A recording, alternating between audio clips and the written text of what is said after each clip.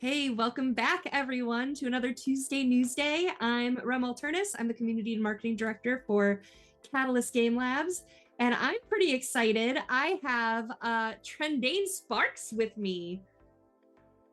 Oh, that would be me. Yeah, that's you. Wow. Hi. Hi. Hello to you and to me and to everyone else who's watching. Huh? It's really exciting to talk to you, Tren. I when I started learning about Battletech and everything, your name was everywhere to be like the voice of Oh, Battletech. God, I So. hate that so much. I hate it so much. Well, I'm excited to chat with you today about your work with Catalyst and you and everything else you've done. But we got to do the news first. So, and it's been a couple weeks since we've been here. So I'm going to try to um, catch you guys up here. So, Battletech, I think it was, I don't think we've been here since Gothic was announced. So, Battletech Gothic is coming as a standalone box set for an alt. It's the first of a series of alt settings for Battletech. That should be out this summer. We are very, very excited about that. That's been a secret for a long time, and it's really cool to see the community. We knew like 50% would love it, 50% would hate it, Right. and we're here for it no matter what. So we're excited. Thank you guys so much for all of the support, the engagement, chatting about it, and whether you love it or it's not your thing. Thanks for weighing in. It helps give some advice on what else to see coming out down the line. So release schedule, it's been a while since we've gone over this too, so I'll head on over there. So April 2nd, we released the Shadowrun Deadly Arts was the newest Shadowrun release. That's on the Catalyst store now. And then Battlefield Support Recon and Hunter Lances Force Pack and the Inner Sphere Heavy Recon Lance Force Pack. And I do have the store, the web store up in case sometimes fiction isn't on our list. So I have to go sneak over there and take a look at it to see if anything new has come out. New arrivals. See, we have for $1 the Battletech Experimental Technical Readout. We have Shadowrun Missions, Johnson and Johnson. Battletech Legends 2, that came out, I believe, in March. My list is, my eyeballs are not seeing. Oh yeah, there it is, March 19th. So that those are our newest releases. And then a new board game called Flippin' Ninja. This is like a different take on, it's almost chess-like. By the way, I kicked Lauren's butt when we played it at Gamma, so that was a lot of fun. So basically, you have a daimyo that you're trying to protect, and your pieces can move in different ways, but only certain pieces can actually attack other pieces, and they're all hidden. So you can choose to reveal, to attack, that kind of stuff as you go. So it's a lot of fun. You should check it out. Flippin' Ninjas is live now, and we got a restock of Parachute Panda as well. So a lot of you have been requesting that at cons. We sold out super fast on that within 6 months of the original print run. So we had to go back to reprint for that, and that's finally in stock. I have something that's going to be very exciting to a lot of you. There's one more thing that was out of stock for a long time that is back in stock. The Alpha Strike Commander's Edition. I know you guys have been waiting for this. I know. It is here. It is finally here. It was split on 2 different ships, and we got like 100 of them like 2 weeks ago, and I was like, we can't say anything because it's going to sell out and everyone's going to get upset again. So let's wait until the several thousand get in. So they're here. You guys can order that now. That's super exciting as well. Upcoming releases. We have on the 16th of April, the Battlefield Support Objectives Force Pack, Legendary Mech Warriors 2 Force Pack, Battle Mat Savannah River Delta, Battle Mat, Savannah Box, Salvage Box Savannah Master, Salvage Box Blood Asp, and the Battletech Cookbook. May, we only have one release in May, one release date in May. That's May 15th. and that's the Inner Spheres Pursuit Lance Force Pack, Inner Sphere Assault Lance Force Pack, Legendary Mech Warriors 3 Force Pack, Battlefield Support Heavy Battle and Sweep Lances Force Pack, Salvage Box Mercenaries 2 and 3 Force Pack. That's been exclusive in Australia until now. And then Battle Mat City Central Park. So those are our upcoming May releases for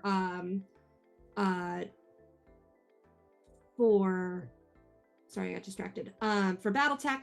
For Shadowrun, it looks like May is going to be Margin Calls. And then we're working quickly toward our tentative release date for first releases for retail for Leviathans are coming up in July or August, depending on fulfillment. So fulfillment begins in May. If we're done in time, it'll stay there. If not, it'll keep getting pushed because backers first. But a lot of really exciting stuff coming down the pipe. What else do I have? We have a new backer update for Mercenaries coming. We've got some interesting numbers of Wave 4. We're just confirming that everything's good with all the exports and stuff. So you'll be able to see how many people are in Wave 4, some starting dates and preliminary steps for Wave 4. We're emptying out QML, so they're pretty much done with US and rest of world in terms of damages and defects and stuff. Still go there for now. If you have not defects, damages or missing, you go there. Defects, you come to us. But that's going to very quickly change as they're shipping our warehouse stuff for Wave 4 preparations. You also still want to go to them if you are in EU, UK, Australia, or Asia. They are still handling the distributor hub fulfillment for those countries. So you still want to go there for that. What else do we got? We have, I talked about Shadowrun Deadly Arts. I talked about the board games, except for Runefire. So it's moving along really well. We're actually going to be putting out a call to the community for playtesters so that you can help us break the system and make sure it's perfect for wider release. So that's coming. You can watch our socials and our website for our blog posts. That will be coming soon. And we're also going to be releasing development blogs. So stuff written by Randall, by Paizo, to talk about the entire process of collaborating on making this game, where it started with Shadowrun Crossfire all the way to Dragonfire and now Runefire, and what that looks like and what you can expect from the Pathfinder skin. Leviathans, the US shipment has arrived. So what I found out just this week is that we pre-shipped all the US stuff to try to avoid tariffs. And then everything else is going from China directly to the hubs for fulfillment. So they'll be fulfilled directly from those countries or from those locations. So we'll have EU, UK, or EU and UK, I think, and Canada and Australia and so on. And then we're getting close as well. We're waiting right now on shipping quotes from our distributor. So if you haven't done your surveys yet, your backer surveys, go ahead and do that. Verify your addresses, lock those down so that we can get your shipping off to be quoted. Fiction, which our dear friend Tren is part of. I talked a little bit about some of the stuff coming up that had come out, but I think actually, let me check my chat here because they've been blowing it up back and forth with some new releases coming up. So we've got, let's see, Battletech, Apparent Catastrophe is coming up by Michael Stackpole. New audiobook for Shadowrun. That's this month. So we're releasing every other month this year, a Battletech or a Shadowrun. So April is Shadowrun, and it's To Excess by Nigel Finley. We've got Shadowrun, Back of Beyond. I love this. The subtitle says A Top Drek Story by Marie Bilodeau. Marie Bilodeau. Bilodeau. Okay, thank you. Mm-hmm. So yeah, really exciting stuff coming from fiction, and we'll talk about what Tren's been doing and what releases are out from Tren. And finally, RPGs.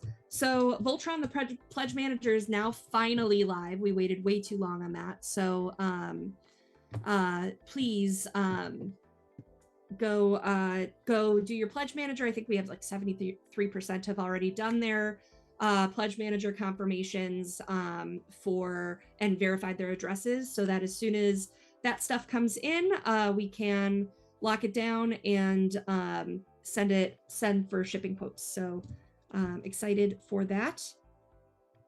And Frostpunk is still live. It's live until the 19th or the 20th. And I think we passed 86,000 yesterday. So thank you guys for making that happen. Please head on over to the Frostpunk TTRPG Kickstarter. We've got a lot of cool stuff on there and more coming.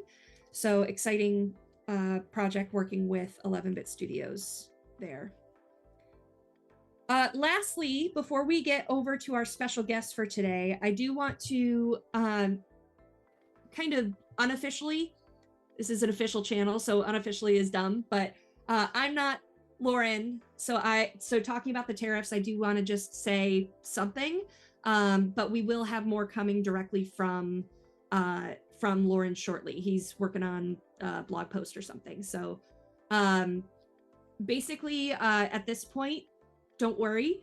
We're not going to panic, decide anything. We're not going to raise prices by 200% because things are changing daily. We're finding out more every single day. And until things land, it's hard to see where things are going to be in terms of our prices. We do have some preliminary steps that are being put into place just so that when we're ready to go, we can go.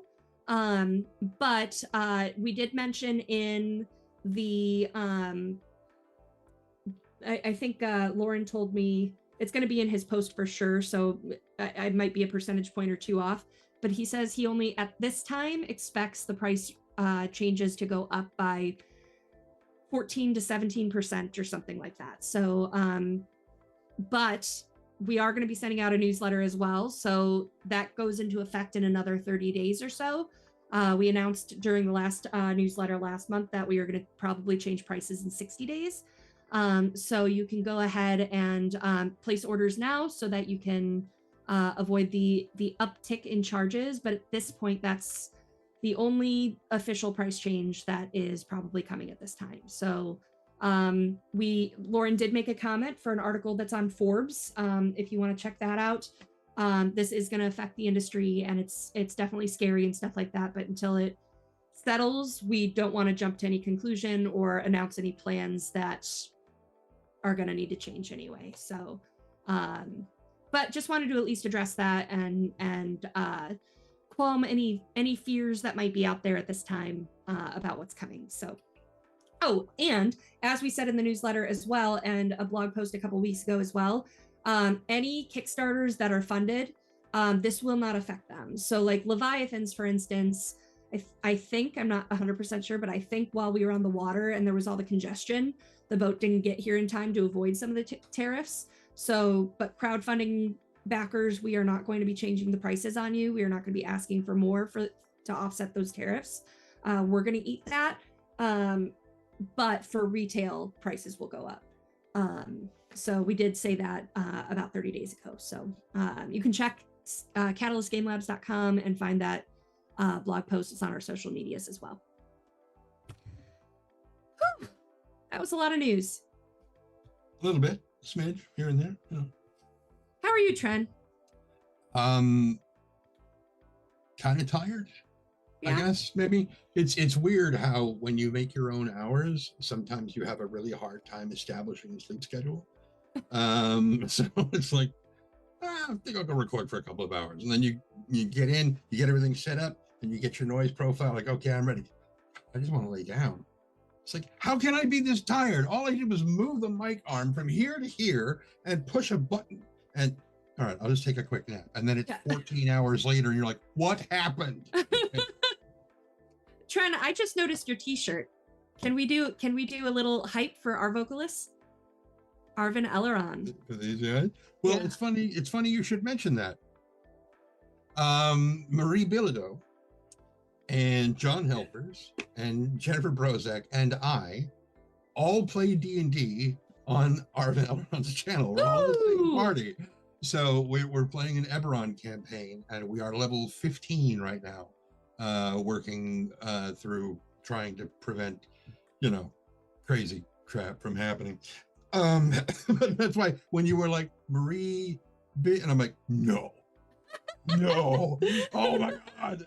I mean, she's mentioned that she's going to be doing writing for this before. I just didn't think it was coming this soon. So, but that's really cool. Yeah. So yeah, the four of us are,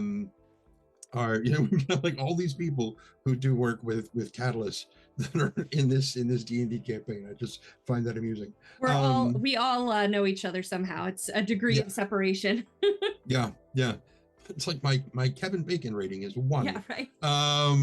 Mine isn't, but anyway. So what was the question? I saw, so apparently the overlay is cutting off the logo a little bit. This is Arvin. Yeah, please stand up. Yeah. Arvin Elleron. That's the Twitch channel. So twitch.tv/Arvin Elleron if you want to see Tren over there.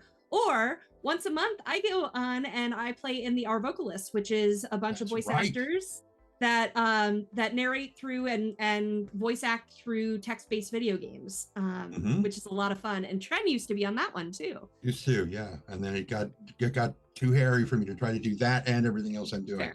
Fair, entirely fair. So yeah, that's a fun channel and good to know that you're over there. I see Jen in chat from time to time. And they're good people over there.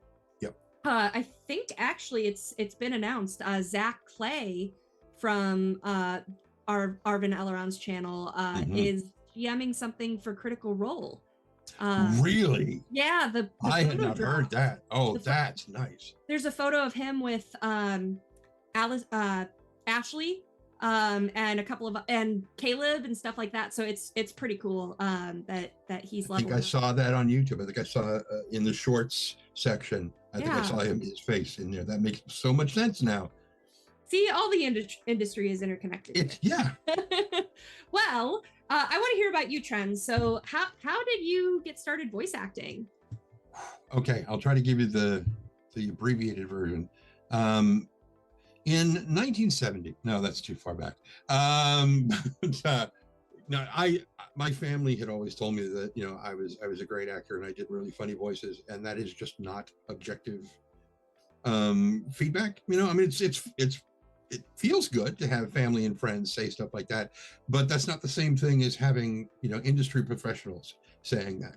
Yeah. And so in the late 90s, I was working on a kids show in San Jose, California called Adventures with Kangarati. And I was one of the guys that did continuity and the slate, when you strike the slate when they're like, action. And then I did the animatronics for the main character's face, is a big kangaroo. And it was, I was taking the tapes to the vault and before lunch, and the director was talking to the guy who's in the kangaroo suit, and she's like, come on, I know you can do this voice, I know you can do it, it's fun. And I'm like, what the hell is going on? I'm walking through, and as I'm coming back out, she's like, just try it. I'm like, what are you trying to get him to do? And she's like, I wanted to do the voice of the robot from Lost in Space. And I'm like, James, it's easy. It's just like, danger, Roy Orbison. And she's like, yes, that's the voice I want, right there.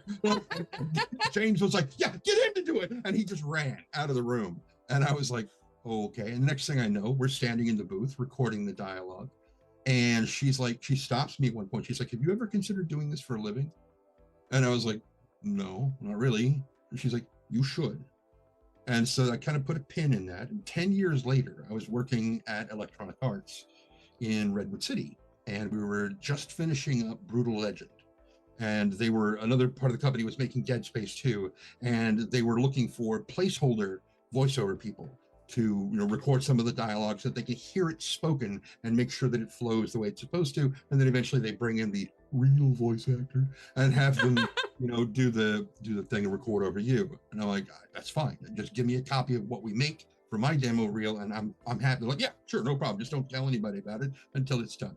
And so it was the day before Halloween. It was a Friday, the 30th, and one of the directors, one of the producers, is in the booth, in the control booth, dressed as Robin the Boy Wonder from the 1970s Batman series. The other director, I think she was dressed as a bulldog. I'm not sure. It was lots of flannel, and then the engineer, who was just like,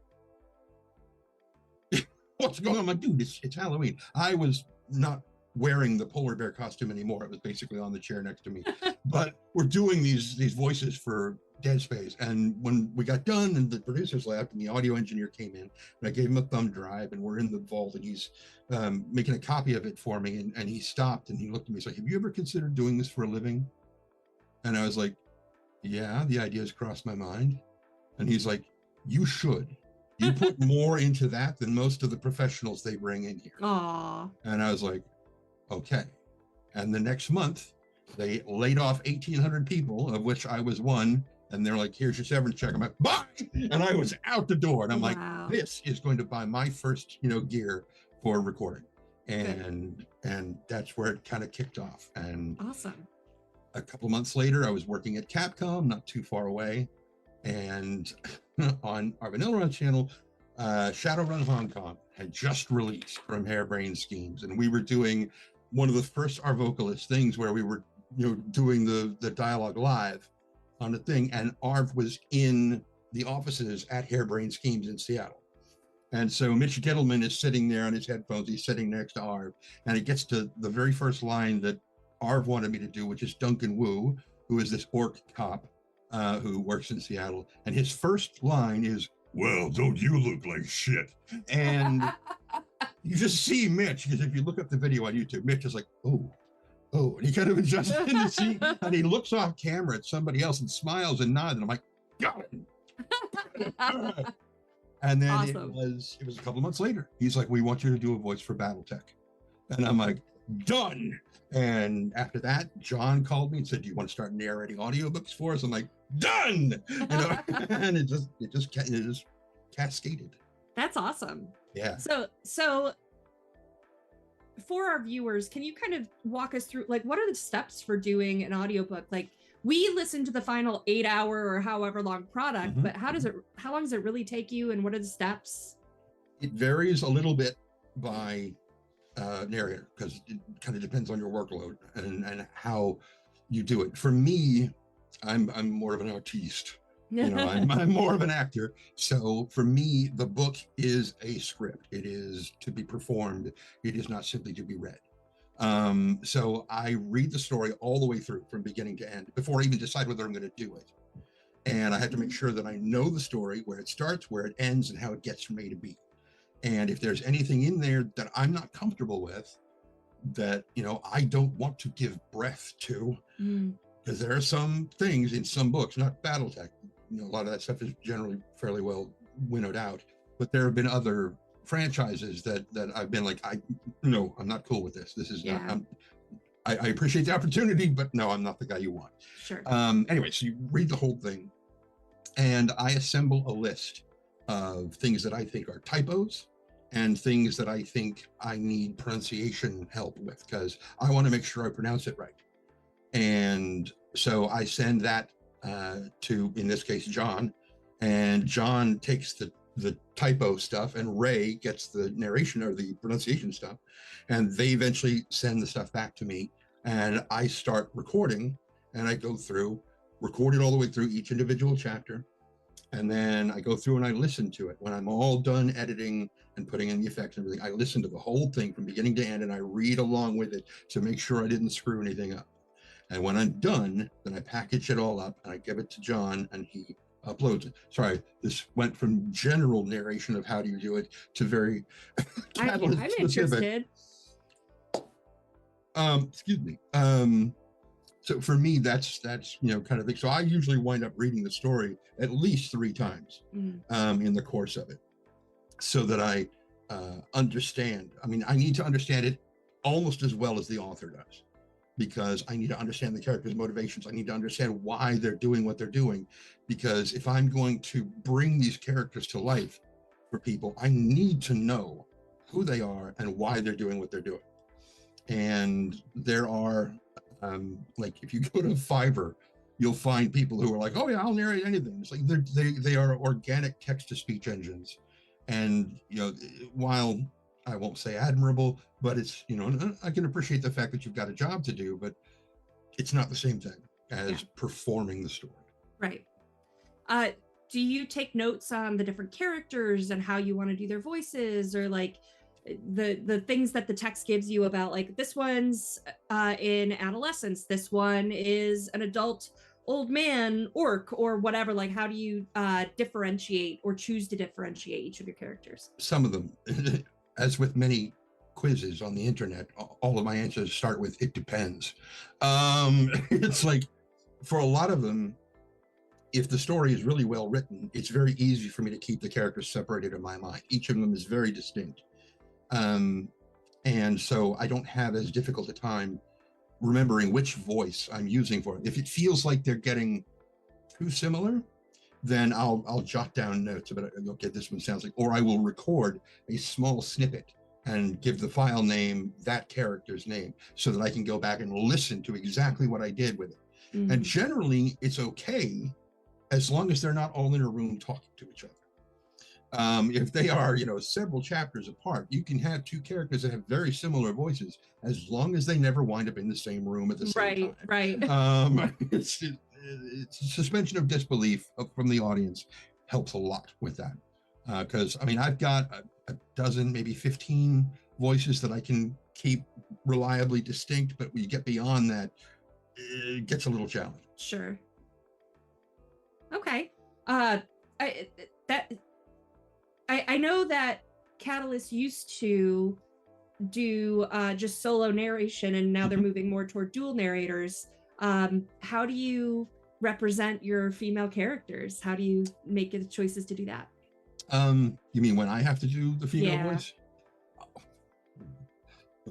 This was one of the first things that I kind of pushed back with John about. I was like, you can't keep having me do this. This falsetto is not a female voice at all. We need to get female narrators in here. And he immediately agreed and said that we were working on it. And eventually we did, which was great. But it is one of the most consistent pieces of review that gets written up on any of the audiobooks is Tren shouldn't do female voices. And I'm like, no kidding. Who would have thought that? And I always get a chuckle out of that. I love reading the comments on the reviews on the audiobook, because I go through and I read them all, whether I did the book or not. I go through and because this, for me, even the ones, the people who don't like the book and they go in and they complain about the stuff, I'm like, I can learn from this. I can figure out what the audience likes and what they don't, and I can kind of learn how to tailor things to make it so the audience appreciates it more. Just don't be a jerk when you're writing your thing. Say, I didn't like this because of this reason, and I'll pay attention. It's I remember hearing, like, one of the legend of Tren stories that I had heard was you with the sandwich. Knew this was coming. and with your being a performer rather than just a narrator, why don't you tell our viewers that story? I knew I should have looked it up again, because I recently looked up which book that was.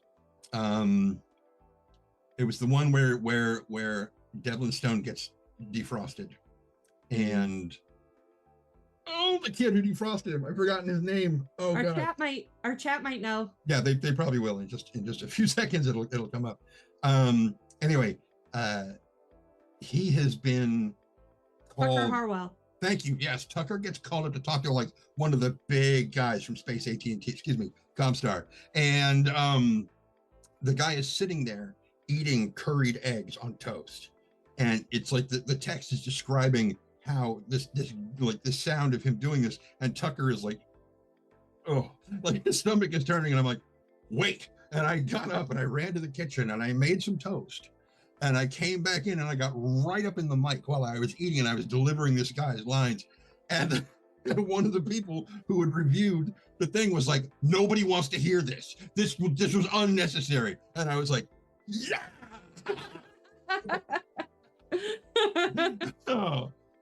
I love that commitment to the bit, though, and it made you feel what Tucker was feeling. So That's exactly why I did it that way. It's like and you now know exactly what Tucker was feeling. Lorcan says, "Oh, that scene is in a bonfire of worlds." Yes. I keep thinking fire. Why is it bonfire of worlds? That's why. Yeah. Awesome. Yeah, that was fun. Awesome. So, why Battletech? Like, you started, you said, with Capcom, and like, what else have you recorded for, and why do you keep coming back to Battletech? One, John keeps asking me. For two, I've got a stack of audiobooks I still need to go through for Battletech. Oh my God.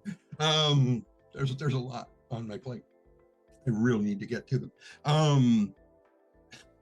Is it job security? Yeah, but I'm also behind. Anyway, but now I've got my booth, so everything's fine.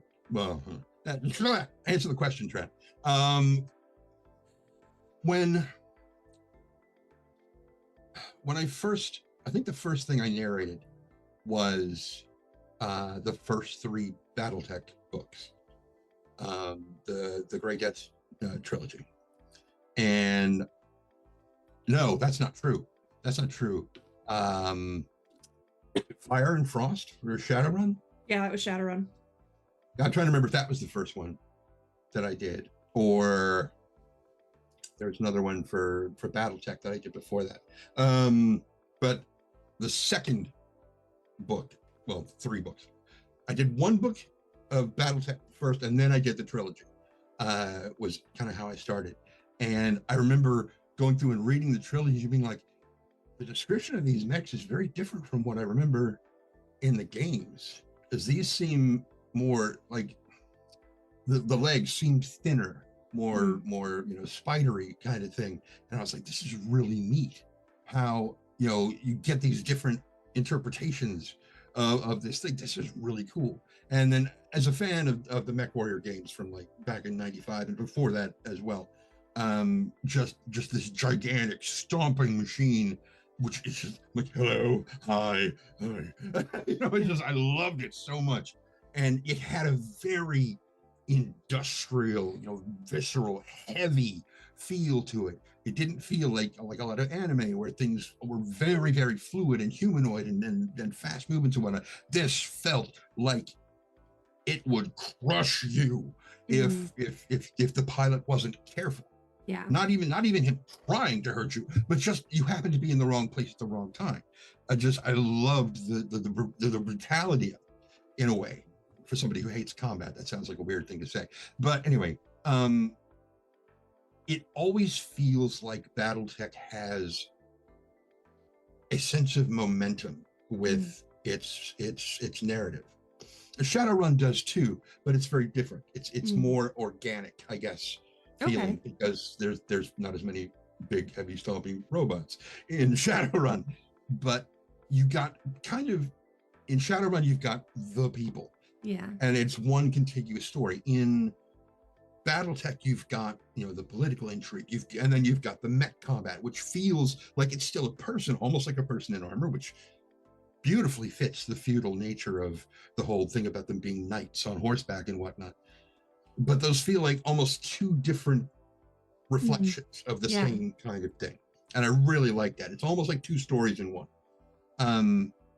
And so when it's the political and the personal stuff, I can read it more slowly and make things, draw them out a bit more. But when you get to the combat, you start reading it just a little bit faster so that the audience has to focus just a little bit more to keep up with what I'm saying. And it's that frenetic energy that makes it hectic and kind of gets the pulse going. And I really, really love that. Cool. You don't get that as much in Shadowrun, but you definitely do that. Awesome. What else have you narrated for outside of Catalyst stuff that our viewers might know or want to know? Well, there was some young adult stuff that I started out with on Audible. I was approached by a lady who had written some dragon books, and she asked me if I would narrate one of the books for her, and I did, and she loved it. She said, will you do book 2? And I said, yeah, and I did, and that was kind of where it ended, even though she's got a lot of other books in the series. That's as far as it went, but it was a lot of fun. And then I narrated for Arvin Elrond for his Grey Shade trilogy. Grey Shade is the first book in that trilogy. Then there's Renegade and Heretic, which I'm going to be starting on those some point this year. What else? There's some stuff that's like a lot of short story podcasts, science fiction podcasts like the Escape Pod or Drabblecast. I used to read for Starship Sofa many years ago, but eventually left there, went to Drabblecast and Escape Pod, Pseudopod, Podcastle, which are all kind of under the same umbrella. But those are short stories. It takes me like a day to record the thing, and those are always a lot of fun. But yeah, there's that, and then animation. Occasionally get an animation, and sometimes get to do some game stuff. Like there was a big Skyrim mod called Beyond Skyrim Bruma that we did. There's a point, well, there are probably several points, where you'll be walking down the road and a gang of bandits will attack you. And since I did a human voice set and a Khajiit voice set and an orc voice set, it's entirely possible that everybody in the gang that's attacking you is me. That's awesome. I've just been replaying Skyrim, so it's very relevant to me right now. That's awesome. Oh, cool. So do you have a favorite story novel for Battletech that you've read so far? Kind of, yeah. A lot of times you'll run into people who are like, I could never choose one. I can. I love a good heist. So Icons of War was a really fun read for me. Cool. I really liked that a lot. Embers of War. That was the first one I read. Sorry, that was the very first Battletech novel I read. Someone did mention it in the chat, but we had moved on a little, so I didn't want to go back. But that's fine. Eventually, it came back to me too. I was like, something with fire.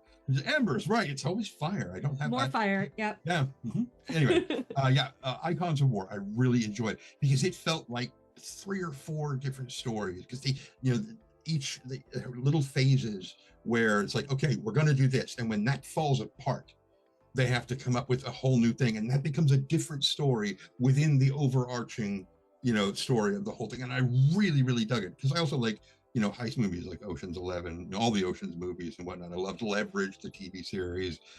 I love a good heist, and that was definitely fit the bill. I really liked that. Awesome. So just this year, like I said at the beginning, we've been releasing every other month a Battletech and a Shadowrun book. And I think the January and the March release were you, I believe. I'm going to go double check myself on that. But what just came out in March? Let's talk about that first. I don't remember. I had a lot. I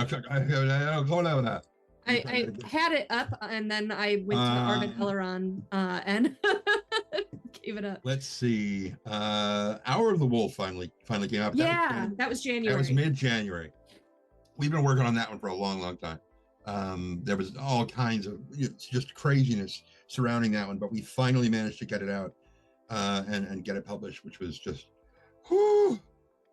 It's like every time I'm like, okay, I'm done. It's off my plate. I can, and then I hear John go, wait a minute. But yeah, we finally got that one out. The other 2 things that I'm seeing on Audible specifically are Shadowrun Nothing Personal, which came out in February, and Fall from Glory for Battletech, which came out last 2 weeks ago? Yeah, March. Yeah, but I wasn't in. You weren't in Fall from Glory? No, the most recent piece that I did was Eclipse. Was the most recent one that I finished narrating. That one I gave to John. I'm working on Splinter of Hope right now, and after that will be A Rock and a Hard Place. Oh, neat. And then I think I switched to. I think I might be supposed to. Is that a sentence? I think the intention for me is to work on Jennifer Brozek's Elf in Black. Yay, that's awesome. From Shadowrun at that point, I think. Cool. I don't know, but I've got the 3 the Warrior books by Mike Stackpole. I've got to do those. the 3 Jardine books. Ooh. I'm going to be doing those, and then Heretic and Renegade for Arvanelron, and I'm sure there's like 2 or 3 other things that are escaping my mind right now.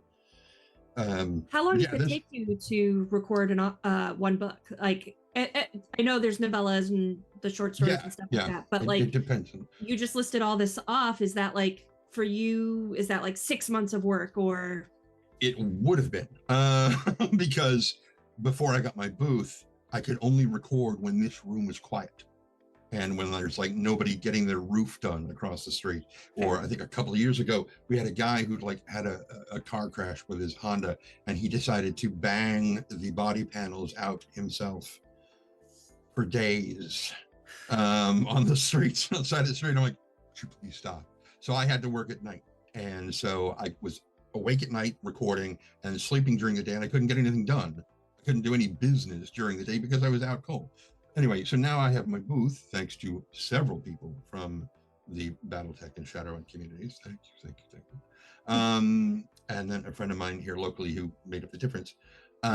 What normally happens is for every 10,000 words that you record, it is going to wind up being about an hour of finished product, generally. Like I said, with interpersonal or political stuff, you tend to read more slowly. With combat, you tend to read faster. I do. So, that adjusts the time up and down, back and forth. When you first start out and you're learning your digital audio workstation or your DAW, be it Audacity or Reaper or Pro Tools or Adobe Audition, whatever you're using to do all of your recording and editing, until you've learned how to use it, it's going to take you longer to do these things. So if you're really slow and clumsy like I was, it can take you 8 times as long to edit that file that it did to record. If you've got a 1-hour file, it's going to take you 8 hours to edit it down. It took me that long. Eventually I wintered it down to 5, and now I've gotten used to the rhythm of it. And so it's much easier to get it down to 2.5 to 3 times. If you've got an hour-long file, 2.5 to 3 times that long to edit it down. That's awesome. And then you go through and you listen to it while you read along, and you see where you made mistakes. Okay, I got to fix that. So you make notes, you go through, you do your pickups, you fold them in where they go. One more listen, and then you adjust all the levels and send it off. Awesome. Wow. So you saying even the 8 times greater to start at that. So that's an 8-hour book. You're looking at minimum 64 hours of editing. If you're very slow and clumsy and you don't learn very quickly, yes, like I was when I started. Most people, it's 5. Most people start at 3 to 5 times. Okay. All right. So I do want to make some time for our Q&A here. So chat, feel free to drop some questions in, and I'll circle over to my list from the mods. Thanks, mods. And we'll start there. So Andrew, they missed you for the most recent book. Tren, we need you back as the voice of Battletech. The current narration lacks the bit of energy and emotion you brought to the others. So that's for you. That's very kind. Thank you. Lorcan asks, have you read ahead in Battletech or Shadowrun? If so, is there a particular story that you'd like to narrate? There is, well, Elf in Black, of course, but I like Jen a lot. So I definitely want to get it. And she and I have been talking about this character for a long time. So I definitely interested in getting to that. When Harebrained Schemes came out with Shadow in Hong Kong, and eventually I learned that there's a novelization of it that's coming up. And of course, subsequently an audiobook. And they're like, we want you to reprise your role as Duncan. I'm like, okay, so you just want me to go ahead and read the lines? And they're like, no, there's a lot more to it now. It's since it's been, I'm like, and so I went through and I was reading and I was like, oh my God, I get to do Duncan when he was a kid. And he's hitting puberty and he's going through this change. So I had to go through and make his voice higher pitch because he's younger, but still getting more deeper and gravelly and orcish. I'm like, oh my God, this is going to be fun. So I am really looking forward to that one a lot. Awesome. Yeah, it's going to be a trip to do that one. Cool. But as do I read ahead? Right? Not much. I have a hard time working on multiple projects at one time. I get things confused because I did that with a couple of Battletech books. I think it was during the Grey Death Legion trilogy. I tried to read all of them. And so I'm going through and I'm like editing the first book. And I'm like, wait a minute, didn't I already do this? No, this is not what happened. But what I was thinking of was a scene in the second book where they were talking about something similar. And I was like, no, what the hell's going on? So I decided, no, stop. Don't do that anymore. Just work on this. And once you're done, put it aside and just focus on the one thing. Because, it gets crazy. Fair enough. Takeo Kurita asks, is there a list of the available Battletech audiobooks and which are being worked on? I don't think we've publicly released anything for either necessarily, but I think that we could easily do a blog post or something that lists all the audiobooks that are available. The ones that are in process, I don't think we usually talk about because occasionally something happens and it needs to get scrapped. So we don't like to promise something that isn't complete. Right. But you can expect 6 for this year, 2 have dropped already. And that's a whole lot more than we've been producing the past couple of years. So yeah. And you can always go to Audible and do a search for Battletech. You will find some stuff that's done by Mr. Graybill from a while back. Those are the abridged copies, which are not as good as the current copies and everything, because there's just more story in the unabridged stuff. But anything from Embers of War forward to now is, you can find it all, and they're all listed. That and Shadowrun both. A question for you. Yeah. Has John talked to you at all about Hungry Like the Wolf? He has mentioned it. That would be pretty epic. I don't remember if it was him or Jen that showed me the art. I think it was Jen, and she was like, what do you think of this? And I'm like, well, hello.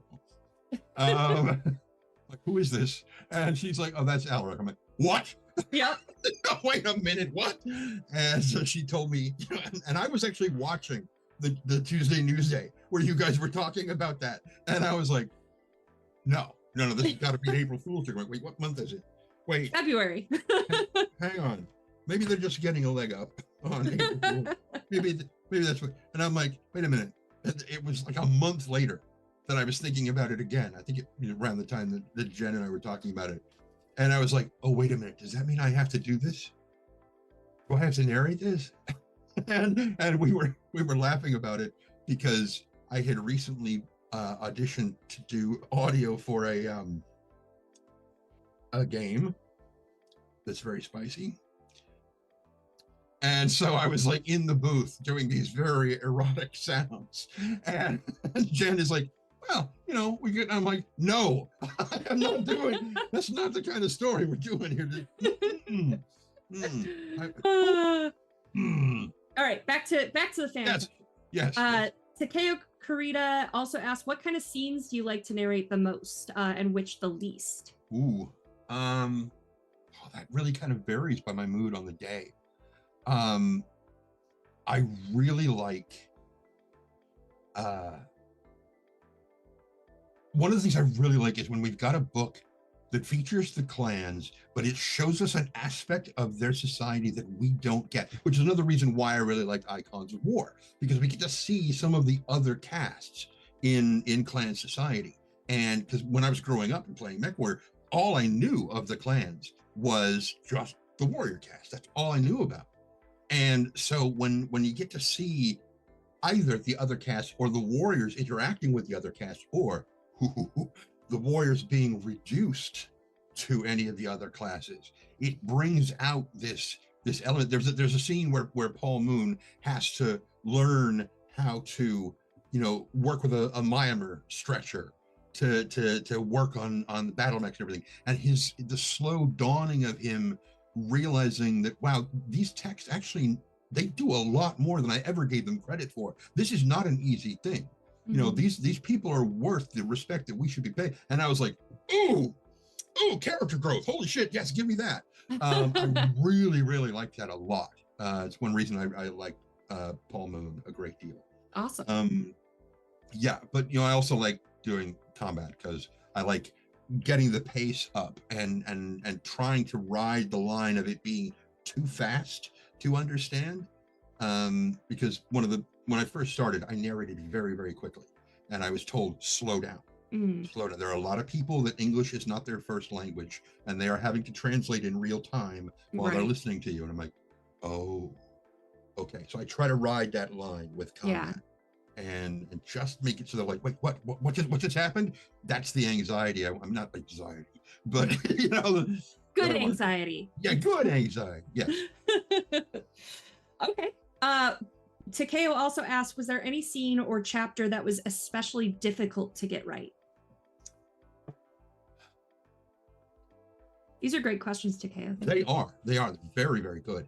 One of the hardest ones. It was one, but again with Tucker, where he's breaking down, crying.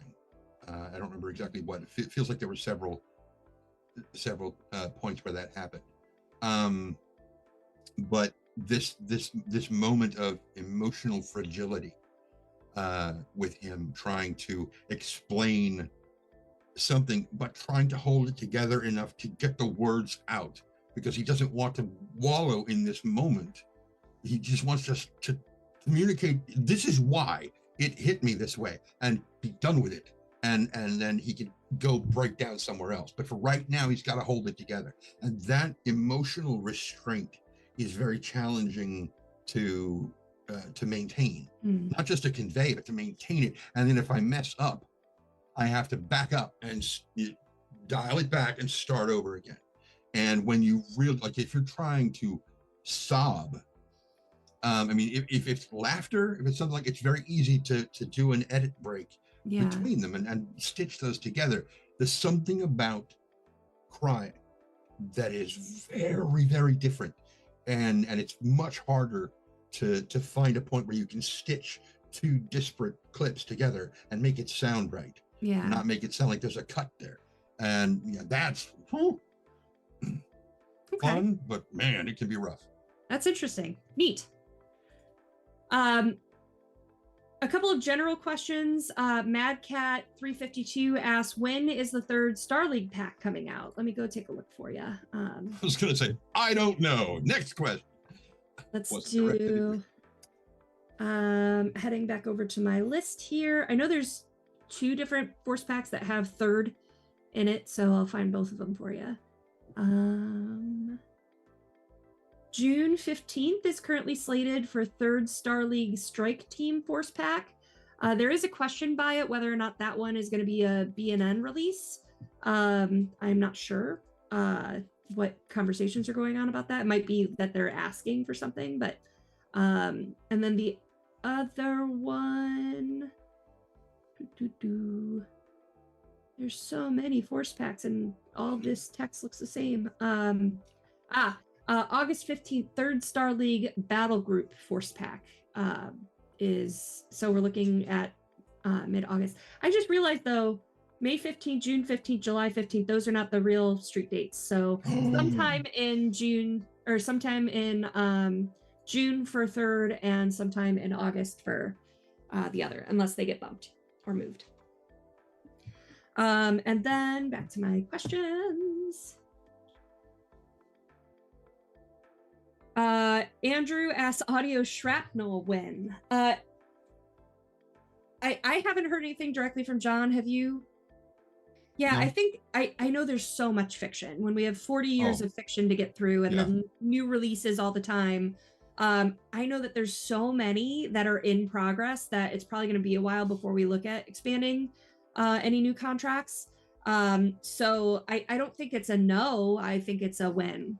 And it's gonna be a while based on the long. Because things like Eclipse are pretty short. I mean, Eclipse was very short, and I don't know if that's supposed to be an Audible thing or not, because that would be a really, really brief thing. And I think John mentioned that Eclipse and Splinter of Hope and Rock and Hard Place are all they were all stretch goals for the Kickstarter. Yeah. And so that's why we wanted to make sure we got these done, because they're owed. Right. So that's why I'm working on them. But I don't know where or when they're going to be coming out. I mean, obviously, Eclipse is done, and I'm working on Splinter. Yeah, I know that like they just released publicly a couple of books that were for mercenaries, but were released to all backers a long time ago. So I know some of the fiction that the writing is coming out, but I don't know about audio release for the shorter stuff. And Shrapnel, I don't think is on the project plan for the number of releases. Like if we're only releasing 6 Battletech a year, we probably already have 2 to 3 years of stuff in progress. So if not more, because there was a big list. So it's probably going to be a while, unless we bump something and insert something. That always could happen. But a late question from Lorcan. What short story do you want to record the most, and why is it Deeper in the Machine by Lorcan Nagel? What do you mean, why? What kind of question is that? The answer should be obvious. So obvious, in fact, that I will not utter it here. There you go. There's your soundbite, Lorcan, for to clip out of this later. Awesome. Well, we have 3 minutes left, so I think we're going to wrap up here. But thank you so much, Tren. It's been really fascinating to talk with you. We did, if you guys missed it, we did do a live reading of a Battletech short story a couple of weeks ago. I'm totally blanking now on which one we even read. I can go. Yes, we did. Yes, we did. I don't remember either. Yeah, I'm going to pull it up real quick. While you're looking at that, I'm going to answer Esther's question. Can I do an impression of George Ledoux's Duncan Fisher for us? There is not enough scotch in this house for me to be able to do that. I love George to death. He is so great buddy of mine. We did I believe it was Tex, did a YouTube video about the rifleman, and at the end of that is a skit of Duncan Fisher and me, his audio engineer, just having a conversation in the booth as Duncan gets more and more drunk as it goes. I love it. So I love working with George. I just dropped the link in chat. You're right, Lorcan. It was part 1 of Violent Inception. Yes. And then I did just see, Takeo, I see your question about, do you plan to get to a state where that every new fiction release also gets an audio release shortly after? I don't see a world that could happen. Oh man. That would be cool. Yeah, because like the time, as Tren said, the time that goes into audio production, just the narration, let alone the editing, and the feedback sessions that go in, and everything that can and does go wrong. It's a huge lift, and a lot of our fiction goes to publication like right when it's done. So it's not like we can even get a copy of it early. Like unless and a lot of that feedback can take a long time, because you guys are out at cons all the time, and it can take a while before John or Ray gets back to me on stuff. Right. So yeah, it's hectic. Yeah. So, and also, I mean, I guess it depends on what shortly after means. Like within the same year, maybe. Like if something releases in a book releases in January, could we get it out by December? Yeah. But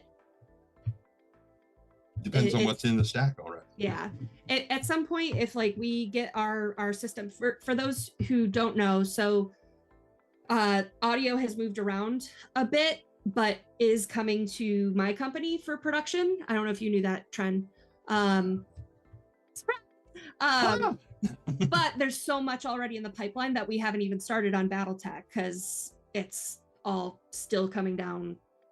You know, like all the releases for this year, I haven't touched.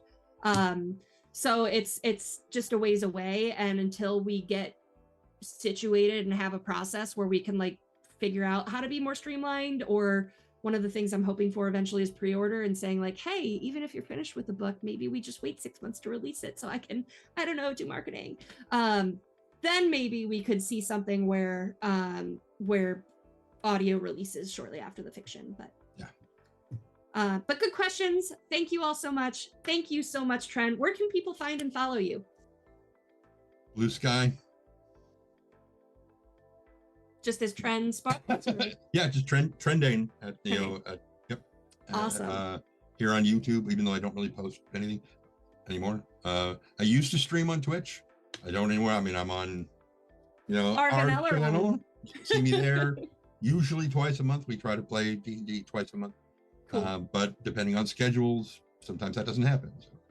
Fair. All right. Well, thank you all so much, and we'll see you next time.